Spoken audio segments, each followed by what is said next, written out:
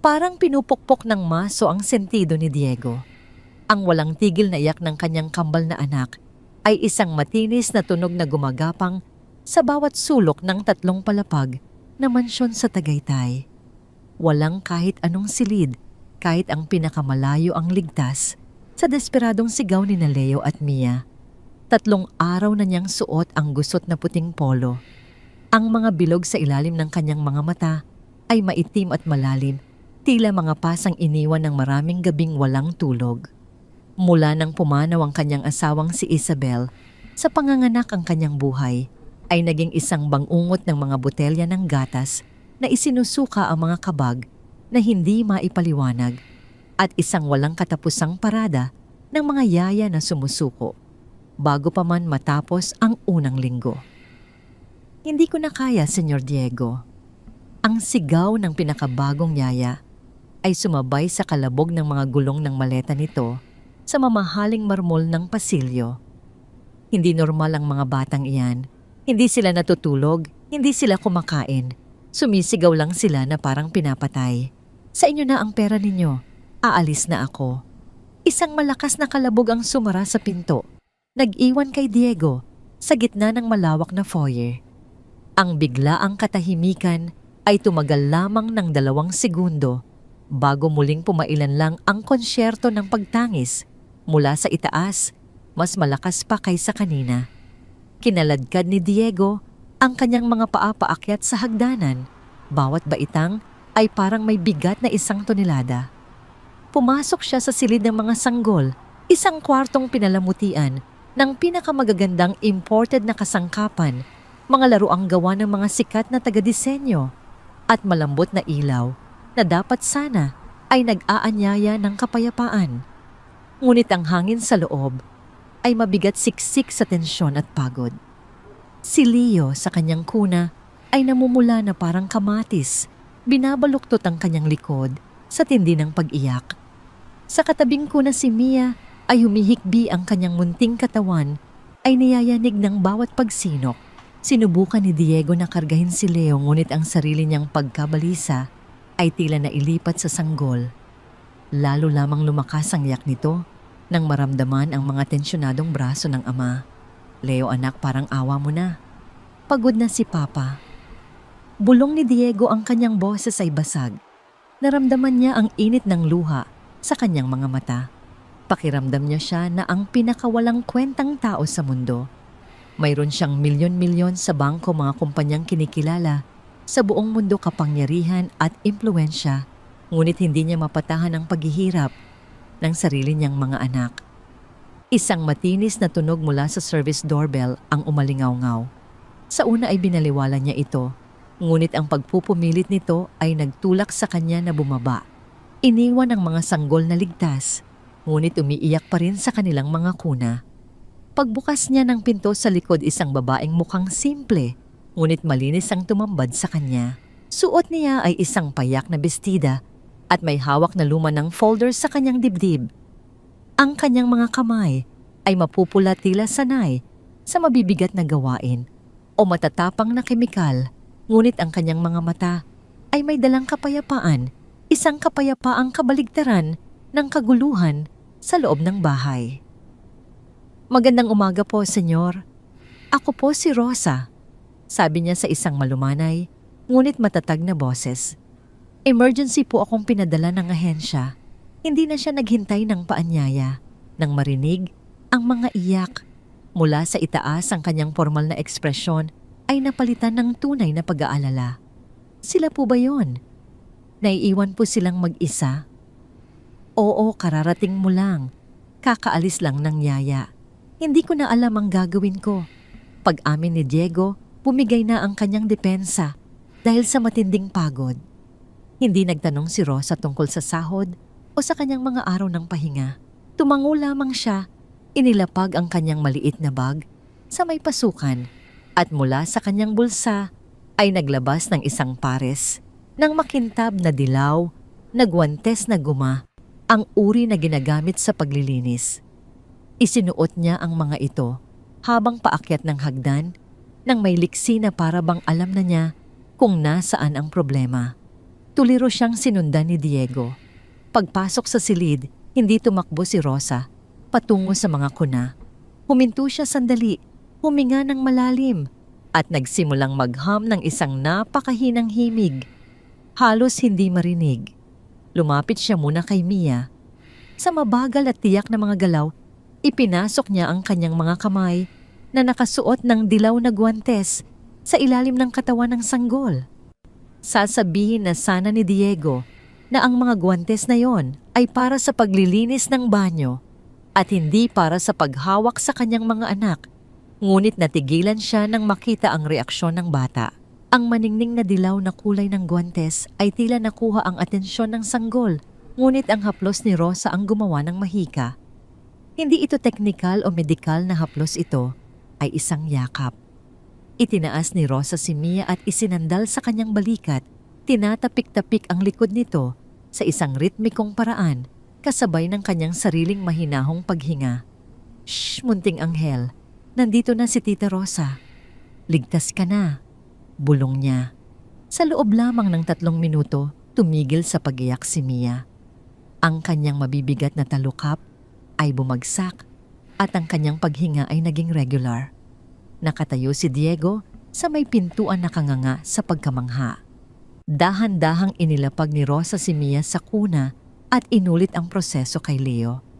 Ang bata na karaniwang pinakamahirap patahanin ay sumuko rin sa kapayapaan na dala ng estrangherang babae. Hindi doon tumigil si Rosa. Habang ang mga sanggol ay nahuhulog sa mahimbing na tulog, nagsimula siyang ayusin ang silid ng walang ingay. Pinulot niya ang mga maruming lampin, binuksan ng bahagya ang bintana para makapasok ang sariwang hangin at inayos ang temperatura ng thermostat na masyadong malamig. Napaupo na lamang si Diego sa sopa sa sulok ng silid.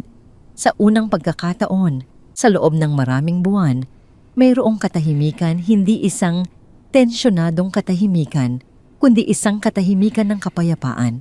Tumingin siya kay Rosa na ngayon ay nakatayo sa tabi ng bintana, binabantayan ang pagtulog ng kambal na parang isang sundalo.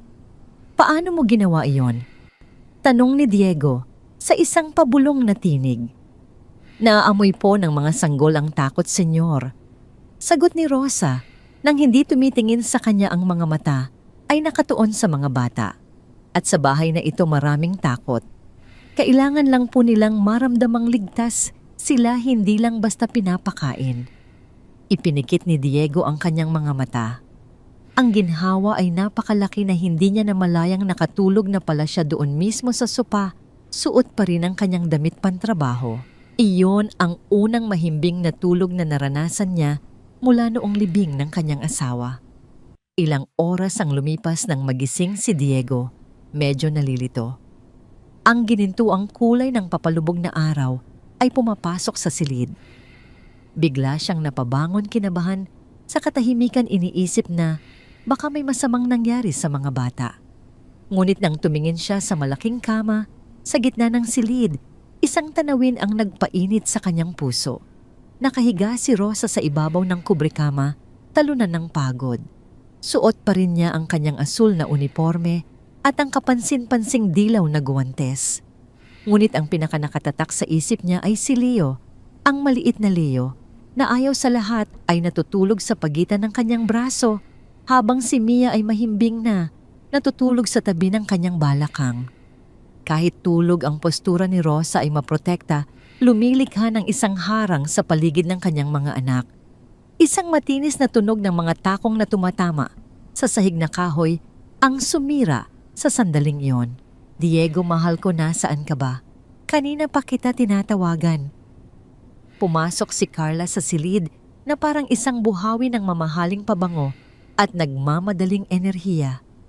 Agad na itinapat ni Diego ang isang daliri sa kanyang mga labi, desperadong sumesenyas na manahimik. Ngunit huli na. Nagising si Rosa sa isang iglap na takot at sa bigla niyang pagkilos umungol si Leo at nagsimulang gumalaw. Nagmulat ng mga mata si Mia at nang makita ang estrangherang si Carla, sa pintuan kumunot ang noo nito, naghahandang umiyak. "Ay, pasensya na. Hindi ko alam. na naglalaro ka pala ng bahay-bahayan kasama ang katulong. Sabi ni Carla na may ngiting hindi umabot sa kanyang mga matang malamig at mapanuri. Suot niya ang isang hapit na pulang bestida na sumisigaw ng kaibahan sa malambot na kapaligiran ng silid. Mabilis na tumayo si Diego at inayos ang kanyang damit. Carla, hinaan mo ang boses mo. Parang awa mo na. Kagigising lang nila. Ito ay isang himala. Siya si Rosa ang bagong katulong. Nakikita ko nga. Putol ni Carla, tinitingnan si Rosa mula ulo hanggang paa nang may halatang pangmamata. Mabilis na bumangon si Rosa mula sa kama, inilalagay ang mga sanggol sa kanilang mga kuna gamit ang nanginginig na mga kamay. Inayos niya ang kanyang tapis at yumuko. Magandang hapon po, senyora, bulong ni Rosa. Senyorita, pagtatama ni Carla nang may talim sa boses. Hindi pa kami kasal bagaman malapit na. At saka kailangan mo ba talagang suotin ang mga katawa-tawang guwantes na yan para hawakan ang mga bata? Mukha kang payaso. Carla, tama na. Sabi ni Diego, medyo inis. Ngunit pinilit pa ring maging malumanay. Nagawa ni Rosa ang hindi nagawa ng 5 lisensyadong nurse. Gusto siya ng mga bata. Hayaan mo na siya. Kumislap ang mga mata ni Carla. Nagbago ang kanyang maskara sa isang iglap. Ang kanyang mukha ay naging malambot na may pekeng tamis at lumapit siya kay Diego. Hinaplos ang pisngi nito. Tama ka, mahal ko. Stressed lang ako sa pag-aayos ng kasal at nag-aalala ako para sa mga anghel na ito. Gusto ko lang ang pinakamabuti para sa kanila. Alam mong mahal ko sila na parang tunay kong mga anak. Lumapit si Carla sa kuna ni Mia at tiningnan ang sanggol na may pilit ng ngiti. Habang si Diego ay nakayakap sa bewang ni Carla, nagpapasalamat sa kanyang pag-unawa. May napansin si Rosa na nagpatindig ng kanyang balahibo. Ang tingin ni Carla sa mga sanggol ay hindi pagmamahal. Ito ay isang tingin ng pandidiri, tulad ng pagtingin sa isang ipis. Mahal, maligo ka na. Mungkahi ni Carla, dahan-dahang itinutulak si Diego patungo sa pinto. Amoy pagod ka na. Ako na ang magbabantay sa mga bata habang ano nga ulit pangalan niya, Rosa? Habang si Rosa ay naghahanda ng kape para sa atin. Guminhawa ang pakiramdam ni Diego. Isa kang anghel, Carla. Hindi ko alam ang gagawin ko kung wala ka. Pagkatapos ay lumingon siya kay Rosa. Rosa, pakigawan mo kami ng kape ng senyorita. Babalik ako. Nang mawala na ang mga yapak ni Diego, sa pasilyo, biglang nagbago ang hangin sa silid. Ang nanyam ang ngiti ni Carla ay tuluyang naglaho, napalitan ng isang anyo ng pagmamataas at pagbabanta. Makinig ka, sabi ni Carla. Lumalapit kay Rosa hanggang sa halos magdikit na sila. Ako ang magiging reyna ng bahay na ito. Ikaw ay walang sinuman at sisiguraduhin kong ang lahat ng hindi kailangan ay maitatapon sa basura. Ang mga mata ni Carla ay sumulyap sa mga kuna. Pagkatapos ay bumalik kay Rosa ang kanyang mensahe ay malinaw na parang kristal. Ngayon pumunta ka sa kusina. Isang kulay abong umaga ang bumalot sa Tagaytay. Ang ambon ay marahang dumadampi sa malalaking bintanang salamin ng mansyon, tila isang paunang babala sa tensyon na namumuo sa loob. Nanginginig ang mga kamay ni Diego habang inaayos niya ang kanyang kurbata sa harap ng salamin sa foyer.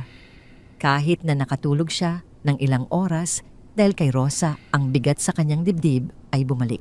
Ang pag-alis papuntang opisina ay parang pag-iwan sa isang bombang sasabog anumang oras. Senyor, wag po kayong umalis, parang awa nyo na. Pakiusap ni Rosa na lumitaw mula sa kusina. Ang mga mata niya ay may bakas ng pag-aalala. Suot pa rin niya ang kanyang dilaw na guwantes, mahigpit ang kapit sa isang basahan na para bang iyon ang kanyang panangga. Bumuntong hininga si Diego at kinuha ang kanyang leather na briefcase. Rosa, mayroon akong mahalagang pulong kasama ang mga Hapon na mamumuhunan. Kung hindi ako pupunta, malulugi ang kumpanya at kailangan ko ng pera para sa mga doktor, sa mga yaya, sa lahat ng ito. Sabi niya, ikinumpas ang kamay sa buong kabahayan. Nagtitiwala akong mapapanatili mo ang kaayusan. Nag-alok si Carla na tumulong ngayon. Sinusubukan niyang maging malapit sa mga bata. Ibinaba ni Rosa ang kanyang tingin, kinagat ang ibabang labi, hanggang sa halos magdugo. Gusto niyang isigaw na si Carla ay isang halimaw na may masama siyang kutob, na ang babaeng iyon ay nagbabalat kayo lamang. Ngunit alam niyang walang maniniwala sa kanya. Wala siyang ebidensya. Kung aalis siya, sino ang magpoprotekta kina Leo at Mia? Opo, senyor.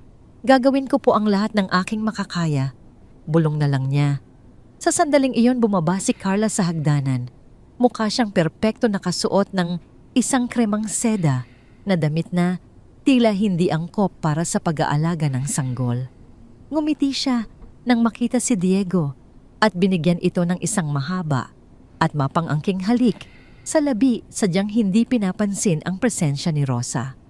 Huwag kang mag-alala, mahal ko, sabi ni Carla habang inaayos ang kurbata ni Diego. Ako na ang bahala sa lahat. Ngayon ang araw ng aming family bonding. Si Rosa naman kailangan niyang linisin ng husto ang wine cellar.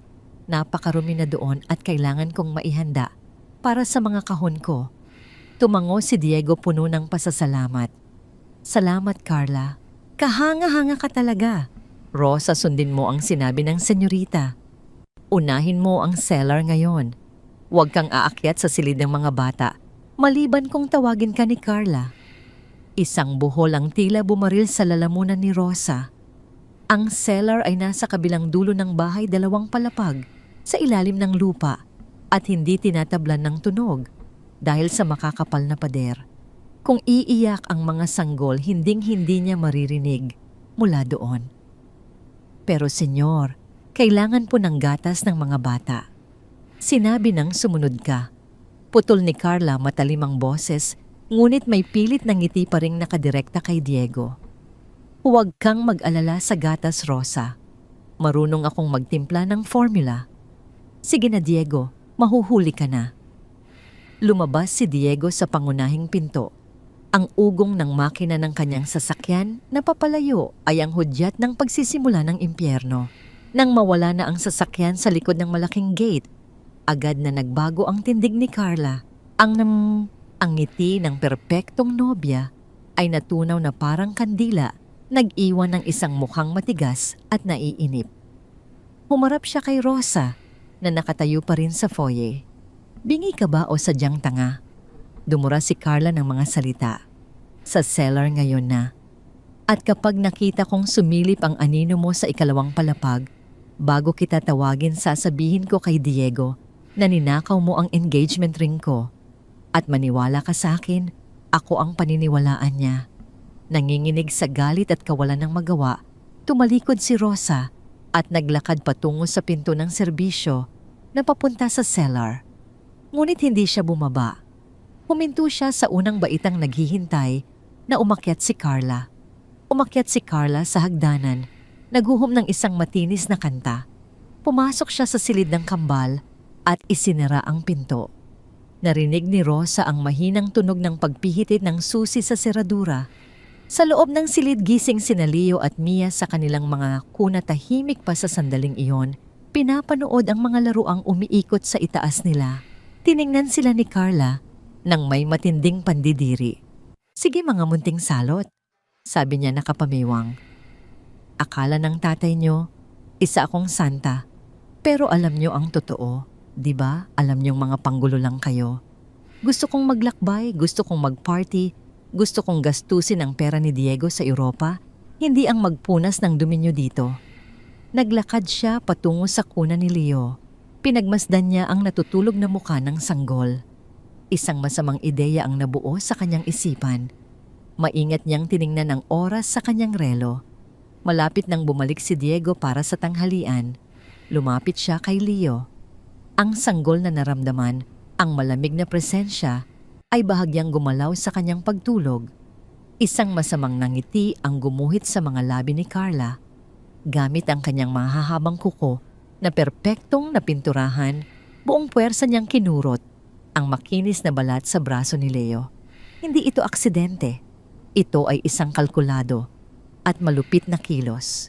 Isang matinis na sigaw ng sakit ang kumawala kay Leo na agad nagpagising kay Mia na nagsimula ring umiyak dahil sa takot. Muling napuno ng kaguluhan ang silid. Ayan, umiyak kayo. Sigaw ni Carla may kasiyahan sa kanyang boses. Sakto sa oras na rinig niya ang tunog ng sasakyan ni Diego na papasok sa garahe. Mabilis siyang kumilos, inayos niya ang kanyang buhok at naglagay ng ekspresyon ng pag-aalala sa kanyang mukha. Pumasok si Diego sa silid ang nooy nakakunot. Anong nangyari? Bakit sila umiiyak na naman? Mabilis na lumapit si Carla sa kanya, ang kanyang mukha ay puno ng pagkukunwaring pagkalito. Hindi ko alam, mahal. Tinitingnan ko lang sila, tapos bigla na lang silang nagsigawan. Si Rosa. Umakyat siya kanina saglit para magtanong tungkol sa panlinis. Baka aksidente niyang nasagi si Leo. Alam mo na medyo magaslaw siyang kumilos. Tingnan mo ang mga kamay niya, puro kalyo. Ang mga salita ay tila lason na dahan-dahang kumalat sa isip ni Diego. Tiningnan niya ang umiiyak niyang anak. Pagkatapos ay kay Carla na mukhang nag-aalala at pagkatapos ay sa pintuan kung saan pumasok si Rosa na may dalang isang tray ng pananghalian. Rosa.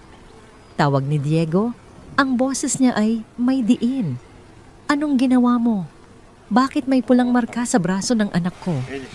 Namutla si Rosa. Senyor, wala po akong ginagawa. Galing po ako sa baba. Huwag ka nang magsinungaling.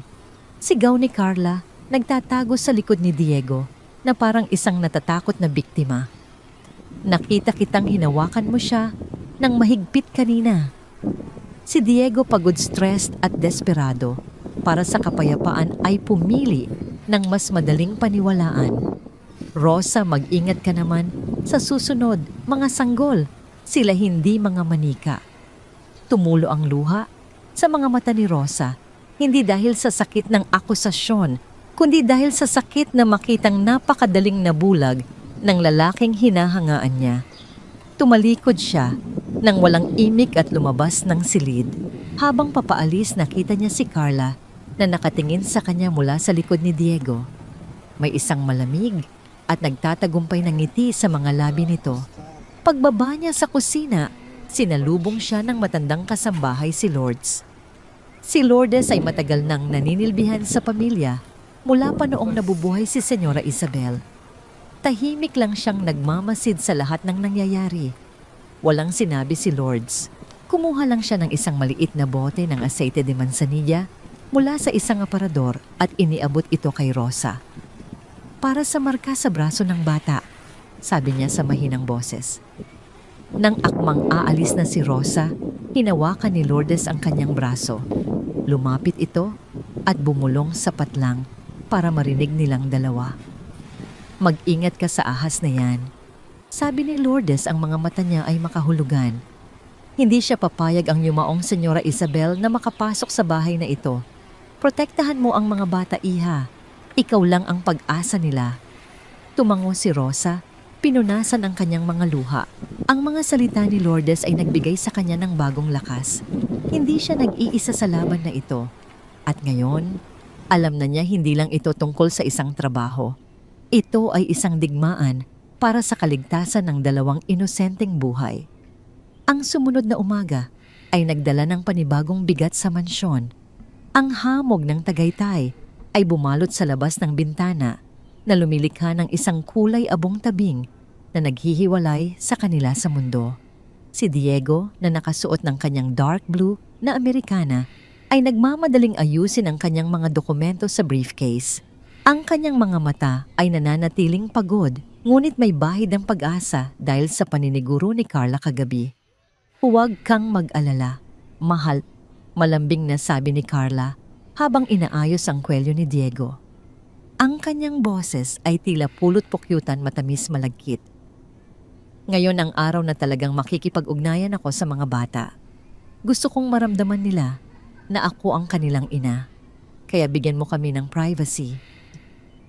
Tumingin si Diego sa kanya ng may pasasalamat. Salamat, Carla. Hindi ko alam kung paano ako makakabawi sa'yo. Bumaling si Carla kay Rosa na tahimik na nagpupunas ng mesa sa di kalayuan. Ang ngiti ng senyora ay hindi umabot sa kanyang mga mata. Rosa, dahil gusto ko ng espesyal na oras kasama ang kambal, gusto kong linisin mo ang bodega sa ilalim ng lupa, yung pinakadulo. Kailangan kong ilagay doon ang mga luma kong gamit. Natigilan si Rosa. Ang bodega na yon ay nasa pinakailalim ng bahay, lagpas pa sa garahe. Makakapal ang pader doon at walang signal ng telepono. Kung may mangyari sa itaas, para siyang nasa ibang planeta. Pero senyora, pangahas na sagot ni Rosa, si Manang Lourdes po ay pinapunta niyo sa palengke. Kung nasa ilalim ako, wala pong makakarinig kung sinasagot mo ba ako?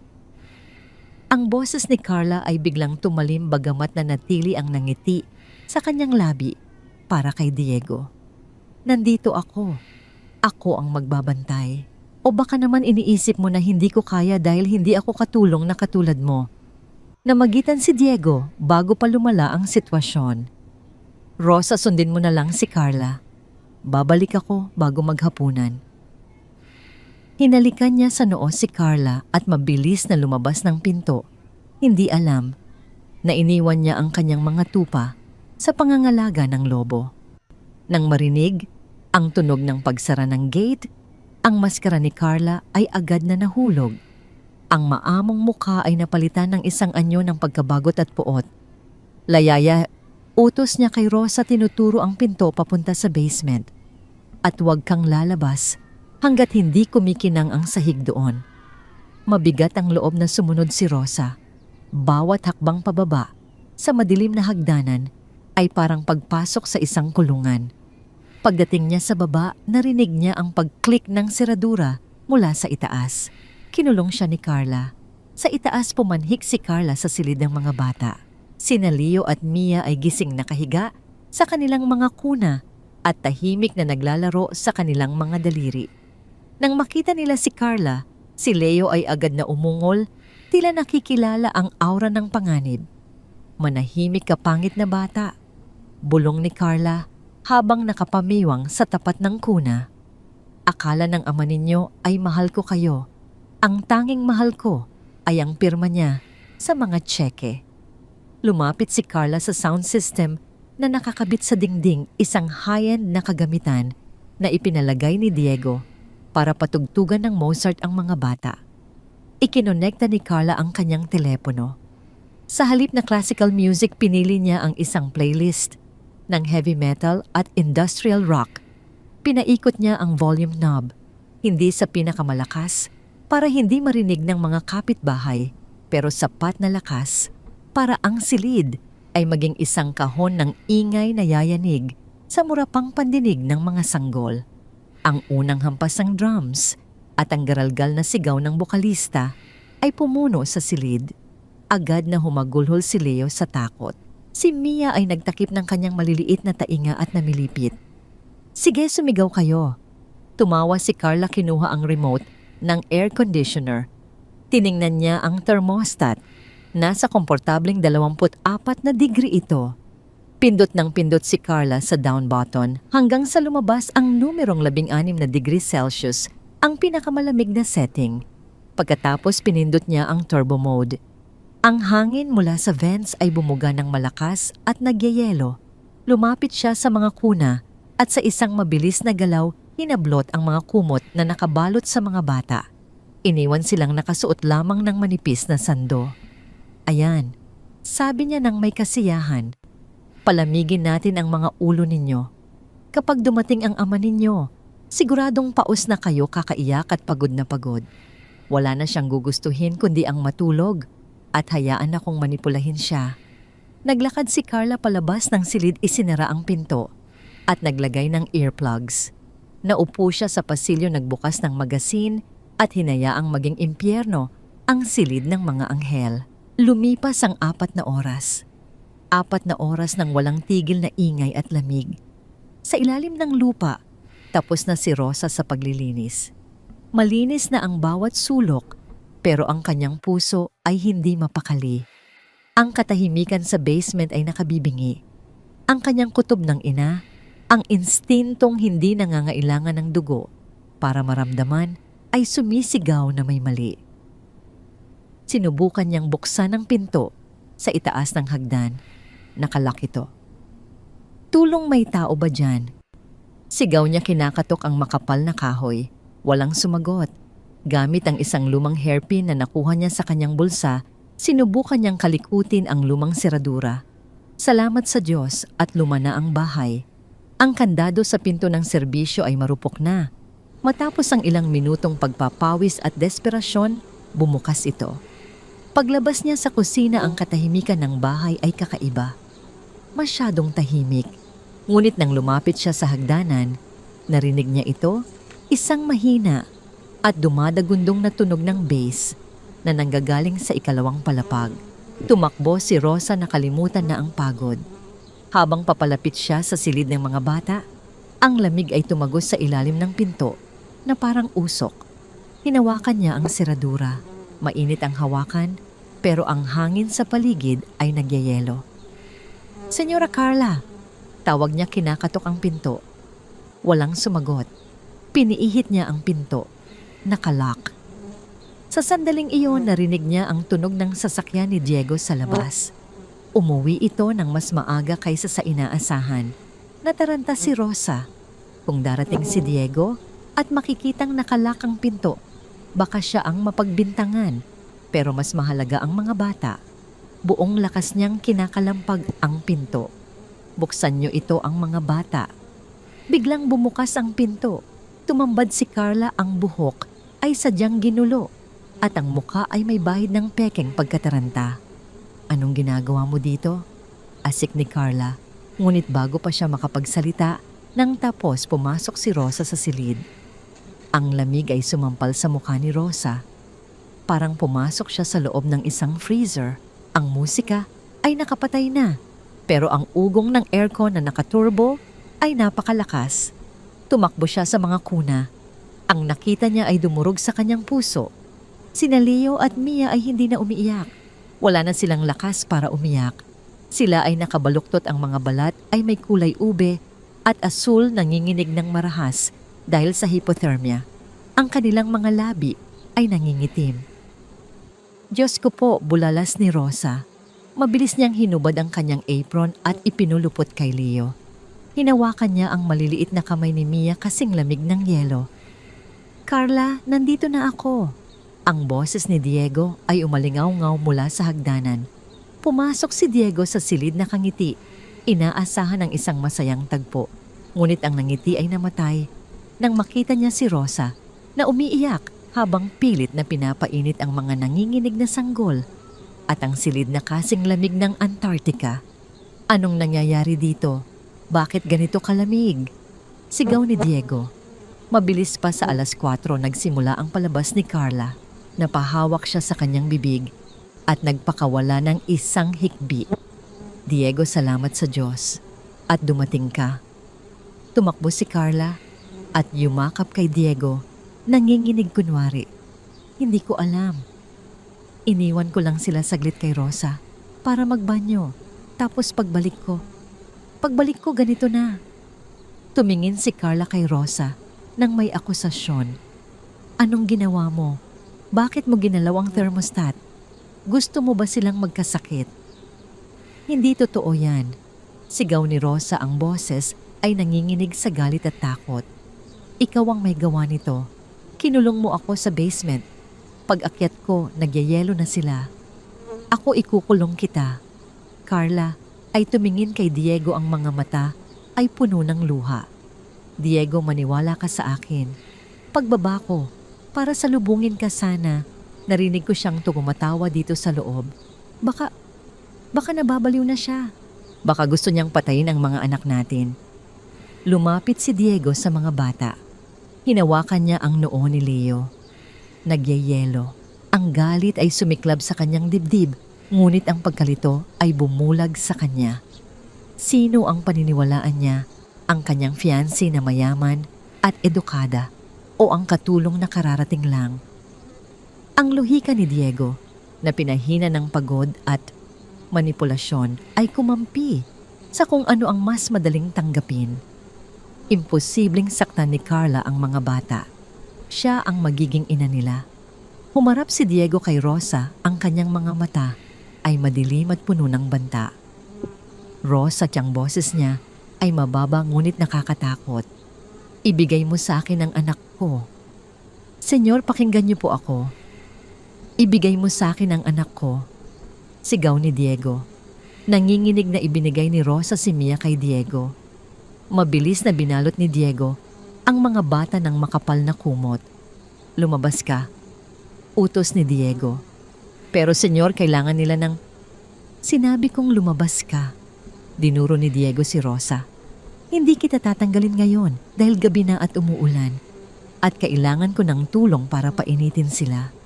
Pero makinig kang mabuti, isang pagkakamali pa. Isa pa. At hindi lang kita palalayasin, ipapakulong kita. Napatingin si Rosa kay Carla. Nasa likod ito ni Diego, nagpupunas ng pekeng luha. Ngunit sa sandaling magtama ang kanilang paningin, nakita ni Rosa ang tunay na anyo ng demonyo. Ngumisi si Carla, isang mabilis at nakakatakot ng ngisi at bumulong ng walang tunog. Panalo ako. Yumuko si Rosa, ang kanyang mga kamao ay mahigpit na nakakuyom sa loob ng kanyang dilaw na guwantes. Opo, senyor. Lumabas siya ng silid, ang bigat ng kawalan ng katarungan ay halos dumurog sa kanya. Pero habang naglalakad siya sa pasilyo, isang bagay ang nabuo sa kanyang isipan. Hindi na ito trabaho. Hindi na ito tungkol sa pera. Kailangan niyang iligtas ang mga batang iyon kahit na ang kapalit ay ang kanyang sariling buhay. At para magawa yon, kailangan niya ng ebidensya. Kailangan niyang hulihin ang ahas sa sarili nitong lason. Ang sumunod na umaga ay dumaan na parang isang mabagal at masakit na prosesyon. Ang mansyon, bagamat nilinis na ni Rosa, ay nananatiling marumi sa paningin ng kanyang konsensya dahil sa alam niyang nangyayari sa loob nito. Bago umalis si Diego papunta sa opisina, huminto ito sa tapat ni Rosa. Ang kanyang muka ay seryoso, ang mga mata ay naniningkit sa pagdududa at babala. Rosa, sabi ni Diego, ang boses ay malamig. Binibigyan kita ng huling pagkakataon dahil kailangan ng mga bata ng mag-aalaga. Pero tandaan mo ito, nakatingin ako sa'yo. Isang maling galaw, isang reklamo mula kay Carla at hindi lang trabaho ang mawawala sa'yo. Opo, senyor. Sagot ni Rosa, nakayuko. Tinatanggap ang banta. Hindi dahil takot siya para sa sarili, kundi dahil takot siya para sa kambal. Nang makaalis si Diego, agad na nagbago ang kapaligiran. Si Carla na kanina ay nakakapit sa braso ni Diego na parang isang mapagmahal na asawa ay agad na binitawan ang kanyang pagpapanggap. Hindi niya pinansin si Rosa. Dumiretso siya sa sala, nagbukas ng telebisyon at nag-utos na dalhan siya ng sariwang juice. Umakyat si Rosa sa silid ng mga bata. Ang nakita niya ay nagpatigil sa kanyang paghinga. Sina Leo at Mia ay gising na, ngunit hindi sila umiiyak. Hindi rin sila gumagalaw ng normal. Ang kanilang mga mata ay dilat na dilat, ang mga itim na parte ng mata ay halos sakupin na ang buong iris. Nakatitig sila sa kawalan, ang kanilang maliliit na dibdib ay mabilis at mababaw ang pagtaas-baba. Hinawakan ni Rosa ang kamay ni Leo. Mainit ito, ngunit basa ng malamig na pawis. Nanginginig ang kamay ng sanggol, isang tremor na hindi normal para sa isang sanggol na ilang buwan pa lamang. Anong ginawa niya sa inyo? Bulong ni Rosa, ang luha ay nagsimulang mamuo sa kanyang mga mata. Sinubukan niyang painumin ng gatas si Mia, ngunit isinuka lang ito ng bata. Ang suka ay may kakaibang amoy, mapait, matapang kemikal. Hindi ito sipon. Hindi ito lagnat. Bumaba si Rosa sa kusina nang may dalang determinasyon. Ang kanyang instinto ay nagsasabing hindi ito simpleng kapabayaan. May ipinapainom si Carla sa kanila. Habang naghihiwa siya ng prutas para sa juice ni Carla, narinig niya ang tunog ng doorbell. Mabilis na tumayo si Carla mula sa sofa at naglakad papunta sa pinto. Binuksan niya ito at pumasok ang isang lalaki. Matangkad gwapo sa isang makinis na paraan at nakasuot ng mamahaling suit na parang kay Diego, ngunit may aura ng pagiging tuso. Si Paul. "Bakit ka nandito?" Bulong ni Carla, ngunit ang boses niya ay may halong kaba at pananabik. "Sabi ko sa'yo, delikado. Kailangan ko ng pera, Carla." Sagot ng lalaki, ang boses ay may halong pagbabanta. "Ang mga utang ko sa sugal ay hindi naghihintay. Huwag dito," sabi ni Carla lumingalinga. Sa kusina, wala si Diego. Nagmadali si Rosa na magtago sa likod ng pantry nang marinig ang mga yabag na papalapit. Ang kanyang puso ay kumakalabog sa kanyang dibdib. Pumasok sina Carla at Paul sa kusina. Hindi nila napansin si Rosa na nakasilip sa siwang ng mga estante ng dilata. "Malapit na, Paul. Konting tiis na lang," pakiusap ni Carla. Ang tangang si Diego ay pipirma na sa trust fund sa isang araw. "Kapag nakuha ko na ang kontrol sa mga asset sa atin na ang lahat." "At ang mga bata?" tanong ni Paul, kumukuha ng isang ubas mula sa mangkok at kinakain ito ng may kayabangan. Tumawa si Carla, isang tunog na nagpatindig ng balahibo ni Rosa. "Ang mga pesteng yon, huwag kang mag-alala. Inaayos ko na ang mga papeles para sa isang espesyal na institusyon. Sinasabi ko kay Diego na kailangan nila ng professional care dahil sa trauma. Maniniwala siya. Naniniwala siya sa lahat ng sabihin ko. Siguraduhin mo lang na hindi sila magiging sagabal," sabi ni Paul. Hinawakan ng bewang ni Carla. "Dahil kung hindi ako mismo ang tatapos sa kanila." "Relax. Masyado silang mahina para magtagal," sagot ni Carla. "Ang gamot na binibigay ko ay gumagana ng perpekto. Pinapanatili silang gising at irritable para mainis si Diego at pinapatay ang gana nilang kumain para magmukha silang sakitin." Napatakip si Rosa ng bibig upang pigilan ang pagsigaw. "Gamot," kinumpirma nila. "Sige, aalis na ako bago pa dumating ang sugar daddy mo," sabi ni Paul. Hinalikan niya si Carla ng mariin at lumabas ng pinto sa likod. Nang makaalis si Paul, huminga ng malalim si Carla, kumuha ng isang baso ng tubig at uminom. Pagkatapos, itinapon niya ang isang maliit na bagay sa basurahan bago lumabas ng kusina, pakanta-kanta pa. Naghintay si Rosa ng 5 minuto bago lumabas sa kanyang pinagtataguan. Nanginginig ang kanyang mga tuhod. Agad siyang lumapit sa basurahan kung saan may itinapon si Carla. Hindi niya ininda ang dumi. Hinalukay niya ang mga balat ng prutas at mga tissue na may bahid ng lipstick. At doon sa ilalim ng isang gusot na serbilyeta, nakita niya ito. Isang blister pack ng gamot. Walang laman. Pero ang pilak na palara sa likod ay may nakasulat na pangalan. Phentermine, 37.5 miligramo. Nanlaki ang mga mata ni Rosa. Alam niya ang gamot na ito. Minsan nang uminom nito ang dati niyang amo na gustong pumayat ng mabilisan. Ito ay isang napakatapang na appetite suppressant at stimulant. Sa matatanda, nagdudulot ito ng palpitations at insomnia. Sa mga sanggol ito ay lason. Pinapabilis nito ang tibok ng puso hanggang sa puntong maaari silang atakihin. Pinipigilan nito ang gutom, kaya sila namamatay sa gutom kahit may pagkain. Kaya pala dilat na dilat ang mga mata ni Leo at Mia. Kaya pala nanginginig sila. Nasa high sila. Droga ang ibinibigay ng demonyong babae sa kanila. "Diyos ko po." Bulong ni Rosa, yakap ang basurahan. Papatayin niya sila. Kinuha niya ang blister pack at ibinalot sa malinis na tissue. Itinago niya ito sa loob ng kanyang bra, malapit sa kanyang puso. Ito ang ebidensya. Ito ang patunay. Dali-dali siyang umakyat para hanapin si Diego. Sasabihin niya ang totoo. Ipapakita niya ang gamot. Pero huminto siya sa kalagitnaan ng hagdan. Naalala niya ang mukha ni Diego kaninang umaga. Ang kawalan ng tiwala. Kung ipapakita niya ang gamot na ito, ano ang sasabihin ni Carla? Sasabihin niyang kay Rosa yon? O sasabihin niyang vitamins lang yon? O sasabihin niyang nireseta ng doktor? Si Carla ay magaling magsinungaling. Si Rosa ay isang hamak na katulong lamang na may probationary status. Ang salita laban sa salita ay hindi uubra. Ang isang pirasong basura ay hindi sapat para ibagsak ang isang babaeng tulad ni Carla. Kailangan niya ng higit pa. Kailangan niyang makita ni Diego ang katotohanan gamit ang sarili niyang mga mata. Bumalik si Rosa sa kanyang maliit na kwarto sa silong. Binuksan niya ang kanyang lumang bagahe.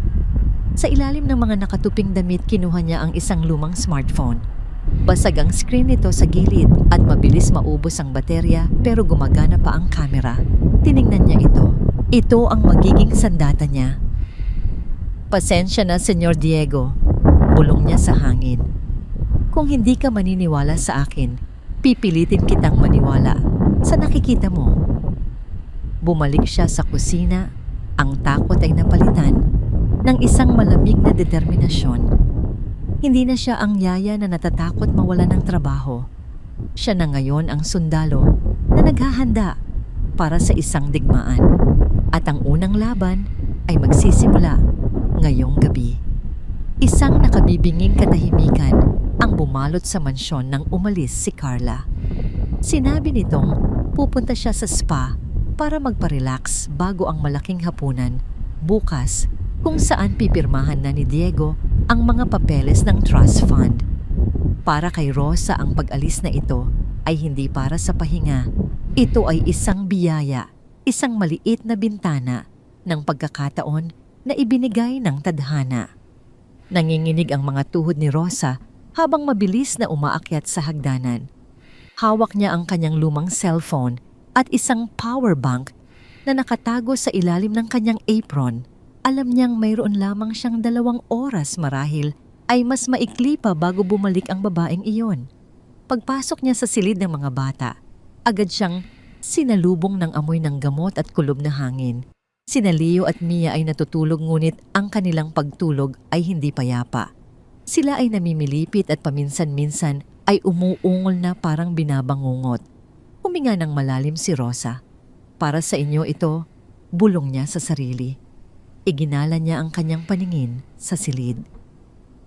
Kailangan niya ng isang lugar, na mataas isang lugar na nakikita ang buong kwarto, lalo na ang mga kuna at ang rocking chair kung saan madalas umupo si Carla.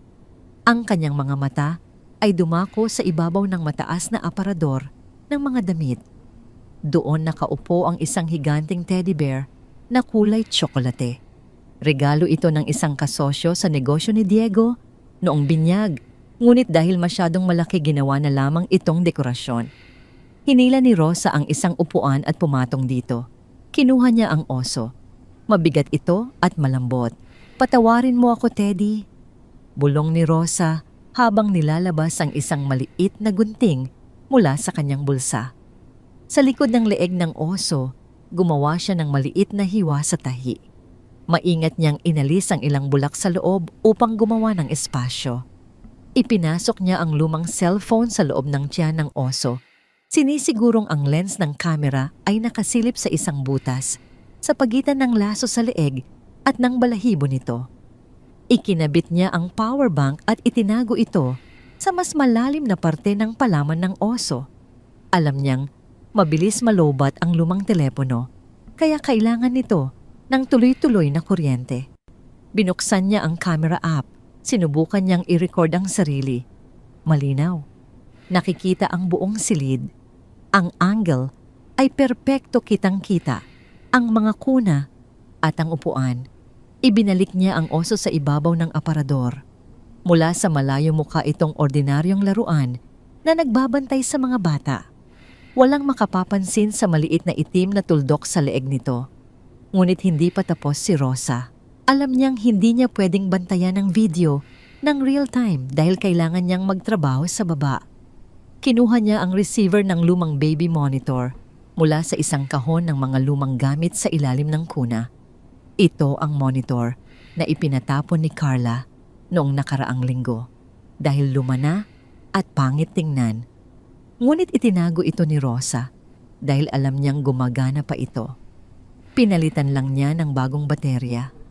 Itinago niya ang transmitter sa likod ng tumpok ng mga lampin sa changing table kung saan hindi ito agad mapapansin. Binuksan niya ito at sinubukan ang receiver na hawak niya. Narinig niya ang mahinang paghinga ni Leo. Gumagana. Bumaba si Rosa sa laundry area, ang pinakaligtas na lugar para magtago habang nagkukunwaring naglalaba. Ang kanyang puso ay tumitibok ng mabilis sa kanyang lalamunan. Ngayon, mayroon na siyang mata at tainga sa silid na yon. Ilang sandali pa narinig niya ang tunog ng makina ng sasakyan ni Carla na pumasok sa garahe. Ang bigat ng atmosfera sa bahay ay agad na nagbago. Bumalik na ang reyna ng kasamaan. Narinig ni Rosa sa receiver ang mga yabag ng takong ni Carla na umaakyat sa hagdan. Pagkatapos ang pinto ng silid ng mga bata ay bumukas ng marahas. "Nandito na ako, mga munting halimaw." Ang boses ni Carla ay garalgal at puno ng pagkamuhi, malinaw na naririnig sa maliit na speaker na hawak ni Rosa. Narinig ni Rosa ang tunog ng isang bagay na ibinagsak sa mesa, marahil ay ang kanyang mamahaling bag. Pagkatapos nagsalita ulit si Carla, ngunit sa pagkakataong ito, iba ang tono. Kausap niya ang isang tao sa telepono. "Oo, Paul, nandito na ako. Nakakapagod magpanggap." Reklamo ni Carla. "Ang tangang si Diego bilib na bilib sa akin. Bukas pipirma na siya. Kapag nakuha ko na ang kapangyarihan sa trust fund, magsisimula na ang tunay na buhay natin." Napahigpit ang hawak ni Rosa sa receiver. Ang Paul na yon, ang lalaking nakita niya sa kusina. Ang mga bata. Tumawa si Carla ng mapakla. "Huwag kang mag-alala. Naayos ko na ang lahat. May nahanap akong ampunan sa probinsya. Mura lang at walang magtatanong. Sasabihin ko kay Diego na specialized facility ito para sa mga batang may trauma. Maniniwala yon. Masyado siyang guilty para magtanong." Narinig ni Rosa ang isang ungol mula kay Mia. Nagising ang bata. "Tumahimik ka," sigaw ni Carla. "Wisit, gising na naman kayo. Kulang pa ba ang gamot na binigay ko?" Narinig ni Rosa ang tunog ng pagbukas ng medicine cabinet. Ang tunog ng mga tableta na inaalog sa loob ng bote. "Ito, uminom pa kayo. Para tulog kayo hanggang bukas. Ayoko ng ingay ngayong gabi. Kailangan kong maging fresh para sa pirmahan bukas." Narinig ni Rosa ang iyak ni Leo, isang iyak ng takot at pagtanggi. Narinig niya ang tunog ng pagpupumilit, ang pag-ubo ng sanggol, habang pinipilit na lunukin ang kung anuman. "Lulunin mo yan o sasakalin kita," banta ni Carla. Hindi na makahinga si Rosa. Gusto niyang tumakbo paakyat at iligtas sila. Pero alam niyang kung gagawin niya yun ngayon nang walang sapat na ebidensya, matatapos ang lahat. Siya ang makukulong at ang mga bata ay mawawalan ng proteksyon. Kailangan makuha ng video ang lahat dasal niya. Biglang nagbago ang tunog sa monitor. Isang matinis na feedback ang umugong nang lumapit si Carla sa changing table kung saan nakatago ang transmitter. "Ano to?" Gulat na tanong ni Carla. Katahimikan. Pagkatapos narinig ni Rosa ang boses ni Carla malapit na malapit sa mikropono. Ang pakialamerang katulong. Akala niya, may isahan niya ako. Narinig ni Rosa ang tunog ng plastik na nadurog. Siguradong hinagis ni Carla ang transmitter sa pader. Ang audio feed ay naputol at napalitan ng static. Nabitawan ni Rosa ang receiver. Alam na ni Carla. Alam na niyang may nakikinig. Ngunit sa gitna ng kanyang takot, isang napagtatanto ang pumasok sa isip ni Rosa. Nakita ni Carla ang audio monitor. Winasak niya ito. Iisipin ni Carla na yun lang ang patibong. Iisipin niyang nasira na niya ang mata ni Rosa. Hindi alam ni Carla ang tungkol sa teddy bear. Sa kanyang galit sa baby monitor, hindi napansin ni Carla ang maliit na lens ng camera sa leeg ng oso na nakaupo sa taas ng aparador. Ang oso na tahimik na nagre-record ng bawat sandali, ang pagpapainom ng gamot, ang pagbabanta, at ang pag-amin sa kanyang maitim na plano. Akala ni Carla ay nanalo na siya sa round na ito. Hindi niya alam na ang tunay na patibong ay gumagana pa rin nakatitig sa kanya nang walang kurap naghihintay na ibunyag ang kanyang tunay na anyo sa mundo. Napaupo si Rosa sa sahig ng laundry room, nanginginig, ngunit may bagong pag-asa. Sige Carla, bulong niya sa kawalan. Magdiwang ka ngayon dahil bukas ang katotohanan ang papatay sa'yo. Ang hangin sa loob ng silid ng mga bata ay siksik at mabigat, tila nagbabadyang sumabog anumang oras. Si Carla na kanina pa hindi mapakali, matapos sirain ang audio monitor, ay pabalik-balik na naglalakad sa harap ng mga kuna. Ang kanyang mga mata ay nanlilisik sa paranoia. Alam niyang may nagmamatyag ngunit akala niya ay nasira na niya ang tanging tainga ng kaaway. Kumuha siya ng baso ng tubig mula sa mesa upang pakalmahin ang kanyang sarili. Ang kanyang mga kamay ay nanginginig sa galit. Sa kanyang pagmamadali at inis padabog niyang ibinaba ang baso sa ibabaw ng mataas na aparador. Ang malakas na pagbagsak ay lumikha ng vibration. Ang malaking teddy bear na nakaupo sa gilid ng aparador ay nawalan ng balanse. Dahan-dahan tila sa slow motion na hulog ito sa sahig. Bumagsak ang oso ng patiwarik. Mula sa likod ng leeg nito, kung saan ang tahi ay hiniwa, dumulas palabas ang lumang smartphone ni Rosa. Ang power bank ay kumalas at tumama sa sahig na kahoy lumilikha ng isang matunog na kalabog. Natigilan si Carla. Tinitigan niya ang telepono. Ang screen ay umiilaw pa rin at sa gitna nito ay nakikita ang isang pulang tuldok senyales na ito ay nagre-record. Ikaw. Bulong ni Carla, ang kanyang mukha ay namutla bago napalitan ng isang mapulang galit. Traidor na katulong. Sa ibaba narinig ni Rosa ang kalabog. Alam niyang nahulog ang oso. Ang kanyang puso ay tumalon sa kanyang lalamunan. Hindi siya nag-isip. Tumakbo siya paakyat ng hagdan, ang kanyang mga dilaw na guwantes ay basa pa ng tubig at sabon mula sa labahan. Pagbukas niya ng pinto, huli na ang lahat. Hawak na ni Carla ang telepono. Ito pala ang laro mo ha? Sigaw ni Carla, ang kanyang boses ay nanginginig sa puot. Akala mo ba matatalo mo ako gamit ang basurang ito? Ibigay mo sa akin yan. Sigaw ni Rosa. Sumugod siya upang bawiin ang ebidensya. Wala na siyang pakialam sa posisyon o galang. Ang teleponong yon, ang buhay ni Leo at Mia. Sinubukan ni Carla na umiwas, ngunit nahawakan ni Rosa ang kanyang braso. Nagpangbuno ang dalawang babae. Si Carla, bagamat mas bata, ay pinahina ng kanyang sariling bisyo at galit. Si Rosa naman ay pinalakas ng taon ng pagbabanat ng buto at ng desperadong pagmamahal sa mga bata. Bitawan mo ako, hampas lupa.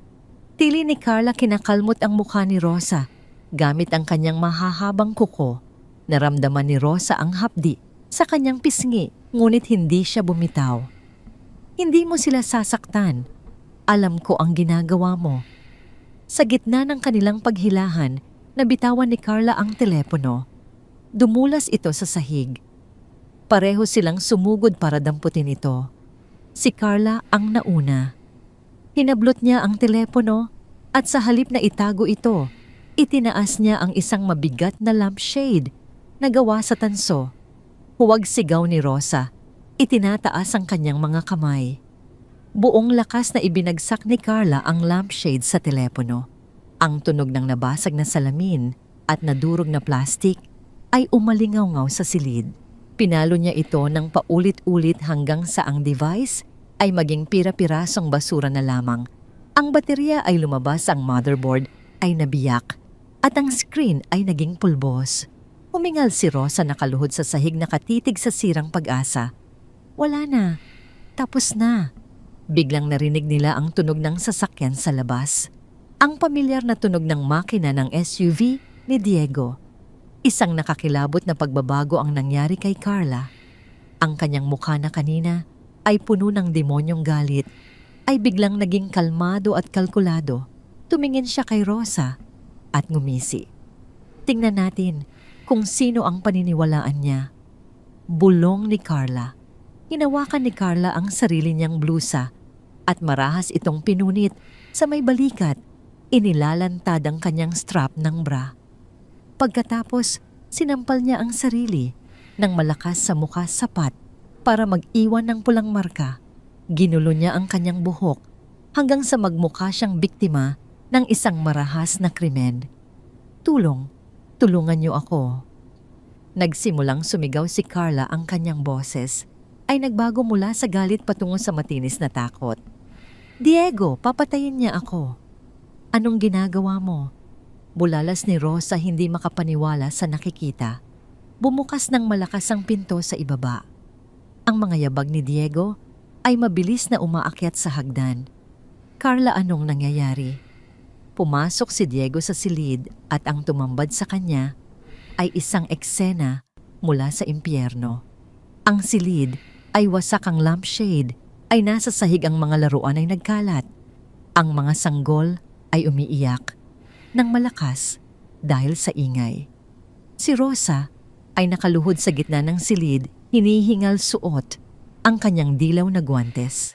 At si Carla ay nakasiksik sa sulok yakap, ang sarili, ang damit ay punit at ang mukha ay may marka ng pananakit, umiiyak ng walang tigil.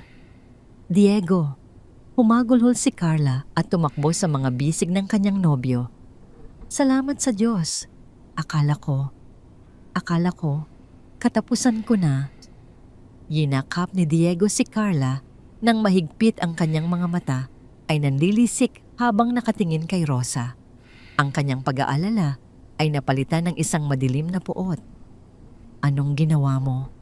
Tanong ni Diego, ang boses ay mababa at nanginginig sa galit. Inatake niya ako, Diego. Sumbong ni Carla sa pagitan ng mga hikbi. Nahuli ko siyang nagnanakaw ng alahas ko sa drawer. Nang harapin ko siya, bigla na lang siyang nagwala. Sinugod niya ako. Tingnan mo ang ginawa niya sa akin. Gusto niya akong patayin. Hindi totoo yan. Sigaw ni Rosa, tumatayo. Siya ang may gawa nito. May gamot siya. Nilalason niya ang mga bata. May video ako sa telepono, pero sinira niya. Itinuro ni Rosa ang pira-pirasong telepono sa sahig. Tiningnan ito ni Diego. Pagkatapos ay tumingin siya kay Carla na nanginginig sa takot sa kanyang dibdib. Ang lohika ni Diego ay mabilis na bumuo ng konklusyon. Ang telepono ay kay Rosa. Ang sira-sirang silid. Ang punit na damit ni Carla. Ang mga alahas na nagkalat sa sahig na sadyang inihulog ni Carla kanina habang nagpapangbuno sila. Sa mata ng isang pagod at nalilitong ama, malinaw ang kwento. Isang katulong na nahuling nagnanakaw at naging marahas. Ang kapal ng mukha mong magbintang, sabi ni Diego. Binitawan niya si Carla at lumapit kay Rosa. Sa tangkad ni Diego, nagmukhang maliit at walang laban si Rosa. Senyor, maniwala po kayo. Tumingin kayo sa mga mata ni Leo. Tumingin kayo. Tumahimik ka. Ang sigaw ni Diego ay yumanig sa buong kwarto. Ikaw ang pinagkatiwalaan ko. Pinapasok kita sa pamamahay ko. Hinayaan kitang hawakan ng mga anak ko. At ganito ang isusukli mo, pagnanakaw, pananakit sa magiging asawa ko. Hinawakan ni Diego ang braso ni Rosa nang mahigpit at kinaladkad siya palabas ng silid. Senyor, parang awa niyo na. Huwag niyo silang iwan sa kanya, papatayin niya sila. Pagsusumamo ni Rosa habang hinihila siya sa pasilyo. Ang kanyang mga takong ay sumasayad sa sahig. Isa pang salita laban kay Carla at ipapakulong kita ngayon, yun din, banta ni Diego habang bumababa sila ng hagdan. Magpasalamat ka at hindi ako tumatawag ng pulis dahil sa pag-aalaga mo sa mga anak ko noong una. Pero tapos na yon. Binuksan ni Diego ang malaking pinto sa harap. Ang ulan sa labas ay bumubuhos ng malakas, isang bagyo na sumasabay sa dilubyo sa loob ng bahay. Itinulak niya si Rosa palabas. Bumagsak si Rosa sa malamig at basang semento ng driveway. Ang putik ay tumalsik sa kanyang uniforme. Huwag ka nang babalik dito, sabi ni Diego. Ang kanyang anino ay humaharang sa liwanag mula sa loob ng bahay. Kapag nakita pa kita sa paligid ng pamilya ko, sisiguraduhin kong mabubulok ka sa kulungan. Ibinato ni Diego ang maliit na bag ni Rosa sa labas. Pagkatapos isinara niya ang mabigat na pinto. Ang tunog ng deadbolt na kumakasa ay parang tunog ng pagsasara ng kabaong. Naiwan si Rosa sa gitna ng ulan. Basang-basa, nanginginig at sugatan. Dahan-dahan siyang umupo sa semento. Tiningnan niya ang kanyang mga kamay. Suot pa rin niya ang dilaw na gwantes. Ang mga gwantes na nagpatahan kay Mia, ang mga gwantes na nagpainit kay Leo. Ngayon ang mga ito ay puno ng putik at tubig ulan. Tumingala siya sa bintana ng silid ng mga bata sa ikalawang palapag. Nakita niya ang silhueta ni Carla na nakasilip sa likod ng kurtina. Kahit malayo at madilim, alam ni Rosa na nakangiti ang demonyo. Umiyak si Rosa, hindi dahil sa nawalan siya ng trabaho, kundi dahil sa takot na baka ito na ang huling gabi ng mga anghel na iyon. Ang dilim ay tila nanalo na, ngunit sa ilalim ng kanyang takot, may isang maliit na baga ng galit na hindi pa namamatay. Hindi pa tayo tapos. Bulong niya sa hangin at ulan. Hindi pa tayo tapos. Parang karayom na tumutusok sa balat ang bawat patak ng ulan. Naglakad si Rosa papalayo sa mansyon ng kanyang mga paa ay mabibigat na tila hila-hila niya ang buong mundo. Wala siyang payong. Ang kanyang uniforme ay basang-basa at dumidikit sa kanyang katawan at ang lamig ng hangin sa Tagaytay ay tumatagos hanggang sa kanyang buto. Ang mga mamahaling sasakyan ay dumadaan sa kanyang tabi nagsasaboy ng maruming tubig mula sa kalsada, ngunit hindi na ito ininda ni Rosa. Ang kanyang isip ay naiwan sa silid na yon, sa dalawang anghel na ngayon ay walang kalaban-laban sa piling ng isang demonyo. Napaupo siya sa isang waiting shed sa gilid ng kalsada, ilang kilometro na ang layo mula sa mansyon. Nanginginig siya hindi lang dahil sa lamig, kundi dahil sa shock. Wala na, bulong niya sa sarili habang ang luha ay humahalo sa ulan sa kanyang mukha. Patawarin niyo ako, Leo Mia. Mahina ako. Tiningnan niya ang kanyang mga kamay. Suot pa rin niya ang dilaw na gwantes. Puno na ito ng putik at grasa. Akmang huhubarin na niya ang mga ito upang itapon sa basurahan, simbolo ng kanyang pagsuko nang maramdaman niya ang pag-vibrate ng isang bagay sa kanyang bulsa. Hindi ito ang sirang cellphone na dinurog ni Carla. Ito ang kanyang personal na telepono, isang mumurahing unit na ginagamit niya para tawagan ang kanyang pamilya sa probinsya. Kinuha niya ito. Ang screen ay basag sa gilid at nababasa ng ulan, kaya't hirap siyang makita ang display. Pinunasan niya ito gamit ang tuyong bahagi ng kanyang manggas sa ilalim ng kilikili. Isang notifikasyon ang nakapukaw sa kanyang atensyon. Isang maliit na icon ng ulap na may checkmark. Google Photos Backup Complete. Isa video uploaded. Natigilan si Rosa.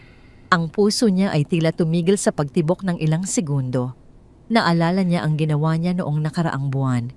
Dahil luma na ang kanyang mga gadget, inilink niya ang account ng luma niyang cellphone, iyong ginamit niyang pang-record sa kanyang personal na telepono para sa automatic backup kapag nakasagap ng Wi-Fi. Ang mansyon ni Diego ay may napakalakas na Wi-Fi connection na umaabot hanggang sa silid ng mga bata. Habang nagre-record ang lumang telepono, sa loob ng teddy bear, tahimik nitong ia-upload ang video sa cloud. Nanginginig ang mga daliri ni Rosa habang pinipindot ang notifikasyon. Nag-load ang video.